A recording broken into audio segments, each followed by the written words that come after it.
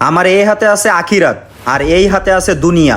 আমি দুনিয়ায় নিয়ে নিই, আখেরাতে আমার সাথে কি হয় কে জানে। আমি আখেরাত নিয়ে নিই, কারণ এই পৃথিবীতে ধোঁকা ছাড়া আর কিছুই নাই। আমার দুনিয়া চাই। আমি আখেরাত চাই। আচ্ছা ঠিক আছে, তোমরা দোনোজন আজকে বিকালে এসে এখানে আমার সাথে দেখা করবা। আজান দিয়ে দিছে, যাই তাড়াতাড়ি নামাজটা পড়ে আসি। ওরা তো সবাই নামাজে চলে গেল, যাই আমি একটু আরাম করে নেই।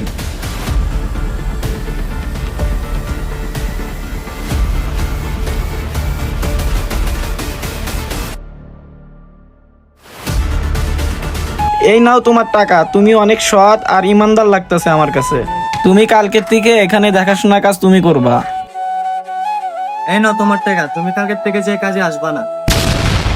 তোমরা আজকে সারা দিন কি করছো? মাওলানা সাহেব, আমি সারাদিন লেবারগিরি করছি আর আল্লাহর ইবাদত করছি। আর তুমি?